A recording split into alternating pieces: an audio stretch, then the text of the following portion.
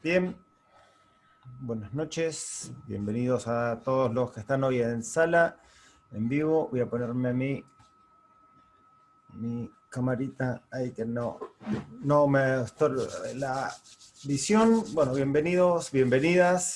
Si estás viendo ahora en vivo y si lo estás viendo grabado, en el día en el que lo estés viendo, disfrútatelo porque esto va a ser cortito, concreto e inspirador.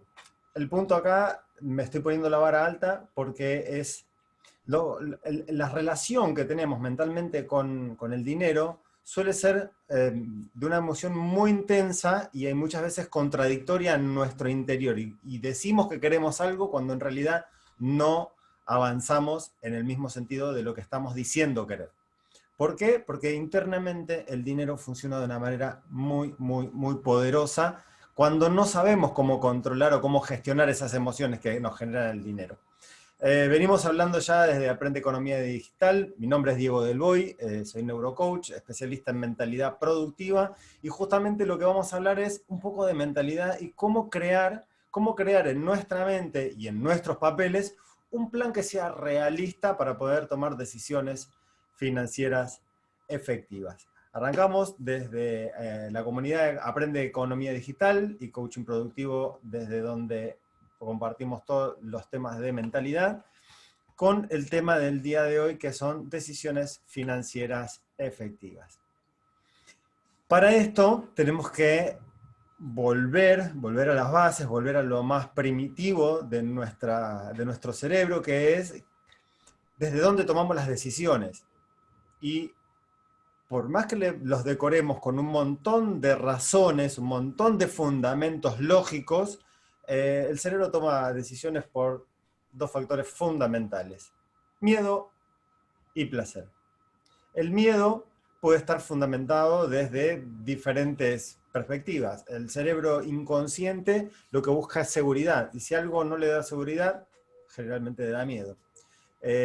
Si busca protección, esa protección está, lo que le genera es miedo. Si busca poder y ese poder no lo tiene otro, lo que le genera es miedo. Por ese lado, hay varias maneras de visualizar el miedo. Y si estamos construyendo nuestra economía desde una mirada temerosa, con el miedo a perder, lo que vamos a conectar inconscientemente es hacia decisiones que nos van a poner en desventaja en la mayoría de las ocasiones. Por el otro lado, cuando tenemos el placer como preponderante, tenemos diferentes situaciones. Cuando vamos por lujos, el dinero está conectado con el placer. Cuando vamos por los viajes hoy implican una gran cantidad de dinero y nuestro cerebro busca y relaciona el dinero con el placer del viaje.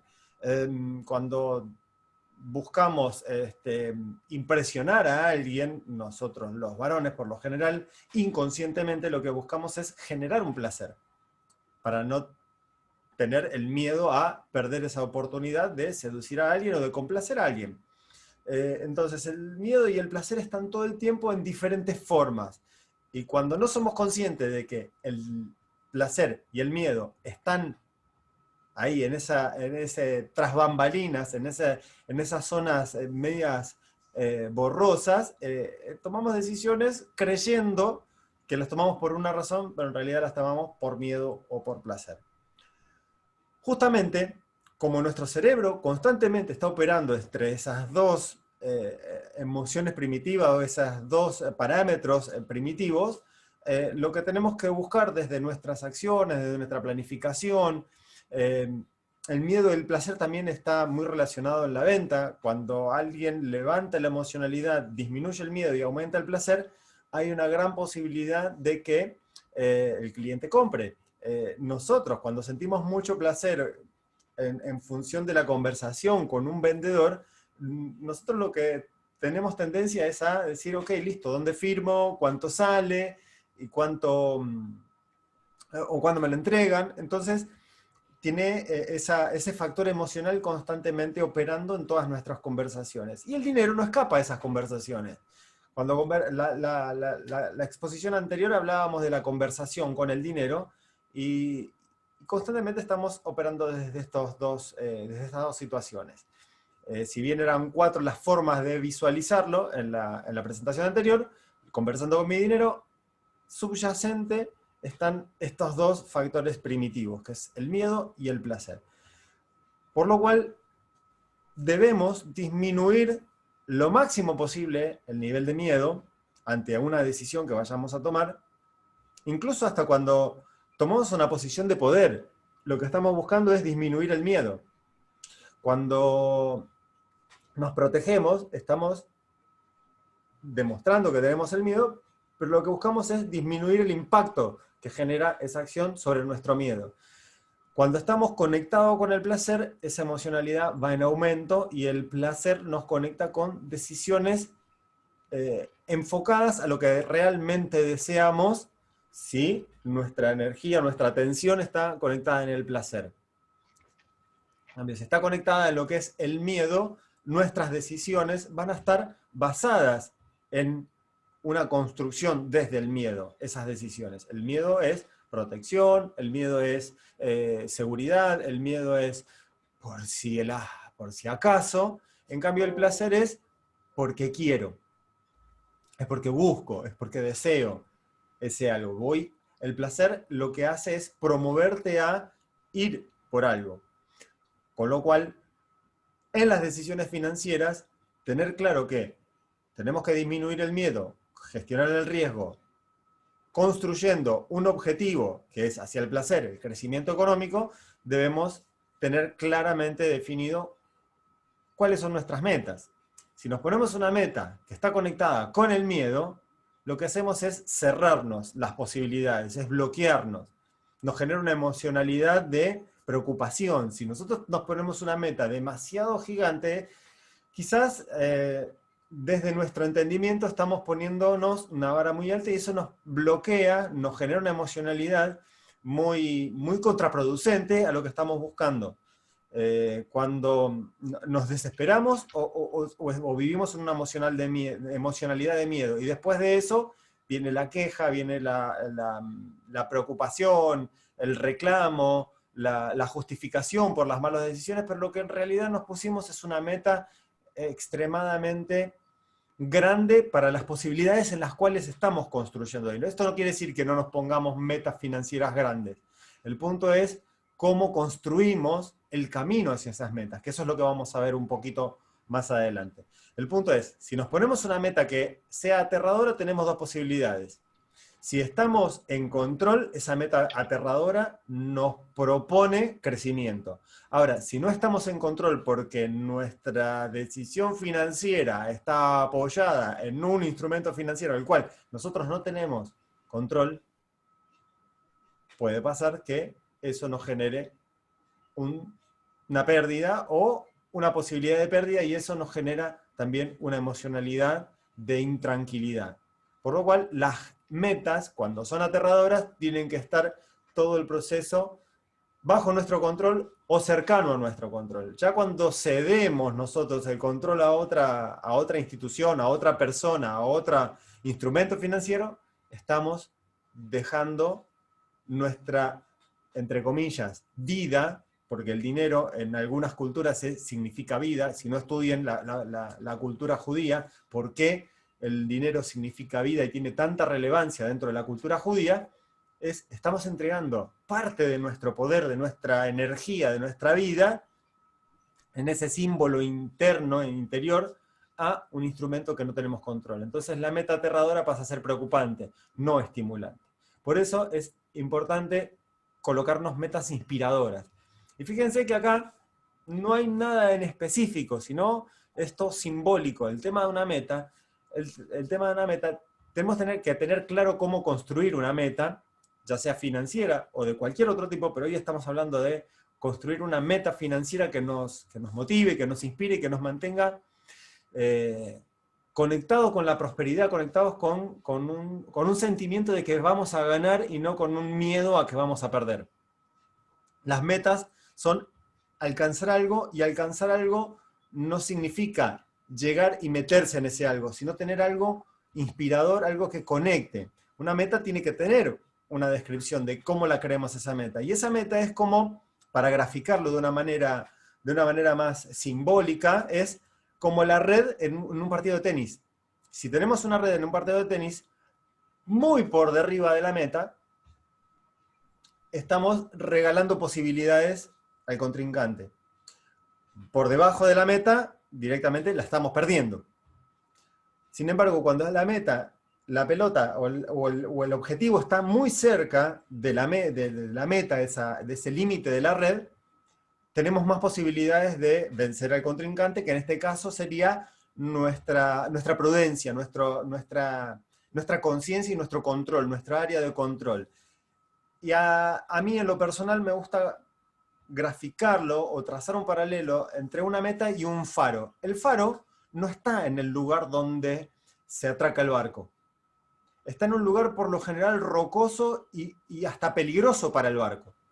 Pero es un lugar que es un punto de referencia y no es el lugar de llegada. Por eso tenemos que diferenciar muy claramente lo que es una meta de lo que es un objetivo. Un objetivo es algo más concreto, es algo más puntual. Si queremos un auto y tenemos las posibilidades económicas, elegimos el auto con el color y las prestaciones que queremos de ese vehículo. Un viaje, ¿a dónde? ¿Con quién? ¿Cuánto tiempo? Todo eso lo planificamos y es algo mucho más concreto. O una casa. No sé, pusimos estos 3 ejemplos como para graficar la diferencia entre lo que es una meta, que es un punto de referencia. Sería como para los barcos en la época en la que no existían las brújulas, la Cruz del Sur o la Estrella del Norte, la Estrella Polar, eran puntos de referencia, pero no eran lugares a donde llegar, sino eran puntos de referencia. Y ahí es donde tenemos que tener claro cómo construir una meta, como un punto de referencia, ¿sí? Tener un margen en donde sabemos que tenemos el control y en un margen donde lo perdemos, o donde regalamos el control, y un objetivo que es algo mucho más concreto, es algo mucho más específico. Si queremos una casa, es en dónde, cuántos cuartos, qué tamaños, en qué lugar, con qué tipo de aberturas, con qué colores, con qué mobiliario. Hay un montón de factores que entran dentro de cómo queremos algo mucho más específico que puede ser una casa, un viaje o un vehículo, sea cual fuere, ¿no? Dependiendo de cuál es el objetivo de cada persona. Por eso, en términos financieros, el objetivo tiene que ser un objetivo inteligente, un objetivo smart, un objetivo que sea específico. Si queremos un auto, ¿de qué color? ¿Con qué tipo de motor? ¿Qué marca? Tiene que ser específico, porque si no es cualquier auto. Y cualquier auto puede ser, como le gusta decir a mi socio Nelkin, es cualquier auto, se lo pedís al universo y te encontrás un auto de juguete en la puerta de tu casa y el universo te dio un auto. Entonces, ser específico, sin ser grosero en este aspecto, es ser específico en qué tipo de cosa, experiencia o producto o lo que fuere, qué es lo que queremos. Es tener claro específicamente qué es lo que queremos. Que sea medible, bueno, ¿cuánto? ¿Cuánto queremos de eso? ¿Cuánto dinero queremos de eso? Que específico es, quiero dólares, quiero bitcoins, quiero Ethereum, quiero más dinero. Más dinero es un peso. Un peso es más dinero. Y viene alguien o te encontrás un peso en la calle y tenés más dinero. Pero cuando querés en inversiones financieras una planificación, específicamente cuánto dinero querés lograr con tu inversión financiera, o con tu apalancamiento financiero, o con tu negocio. Tiene que ser específico. ¿Cuánto? Tiene que ser la medida. Alcanzable tiene que estar dentro de tus posibilidades, ya sea concretas en cuanto a dinero y en cuanto a emocionalidad también. ¿Cuánto podés llegar a hacer crecer ese dinero? Que sea realista, que esté dentro de tu área de visualización y que tenga un tiempo. Y ese tiempo no tiene que ser exacto. Recuerden que el tiempo acá podría ser como el faro guía, tiene que ser un punto de referencia. Entonces tiene que ser más o menos. Para que esto funcione, en términos financieros, esta es la metodología SMART. Existe otra metodología que es la que utiliza Google para sus objetivos de crecimiento de empresa. Son términos OKR. OKR es, en inglés, es muy malo el inglés mío, Objective Key Results. Son puntos de objetivos o llaves de objetivos de resultados. Entonces, si el objetivo son, por ejemplo, querés hacer crecer tu dinero, duplicarlo en determinada cantidad de tiempo. Ok, el plazo acá es el tiempo, duplicado es duplicado, cuando se llega, se llega. ¿En cuánto tiempo vas a tener la duplicación? Entonces traza un periodo de tiempo entre 0 y 1. 5 es mediocre. 1 es mediocre, porque la meta fue muy, muy pobre, la vara estuvo muy bajita. Y Google pone un rango de entre 7 y 8, que es el óptimo. ¿Por qué? Porque la meta fue lo suficientemente grande como para inspirarte a hacer algo adicional, y no fue tan chiquita como para superarla. Entonces, estamos hablando de rangos, y cuando hablamos de objetivos, hablamos de rangos, ya los puntos exactos desaparecen, porque hay promedios. Y para que esto sea inspirador, tenemos que tener promedios en lo que son inversiones, en lo que son negocios a través del apalancamiento financiero. No hay nada exacto. Hay herramientas que te prometen hasta una determinada cantidad o hasta una determinada cantidad de tiempo. Lo que se cumpla primero. Entonces es un objetivo que es promedio. ¿De acuerdo? Entonces, tenemos un promedio en el cual es el óptimo. ¿Por qué? Porque la meta fue lo suficiente grande como para que te inspire, pero no fue lo suficientemente mediocre como para superarla. Entonces, en ese promedio ya se pierde lo concreto, y lo concreto es muy frustrante muchas veces. Las personas, los seres humanos, no queremos no llegar o no lograr las cosas. ¿Por qué? Porque es frustrante, porque inconscientemente nos sentimos un fracaso. El punto es, cuando ponemos un promedio y estamos dentro de ese promedio, el margen es mucho más inspirador, sería la palabra correcta. Pero si superamos, nos pusimos una meta mediocre. Si no llegamos, la meta era muy grande, no era realista. Entonces, ahí es donde tenemos que empezar a jugar con nuestros márgenes. ¿Para qué? Para que esto sea inspirador, para que te motive, para que puedas llevarlo para adelante y elegir el método. El método y la herramienta, con una planificación, tenés muchas más posibilidades de elegir algo que te haga sentir seguro, confiado, inspirado, en calma, en paz.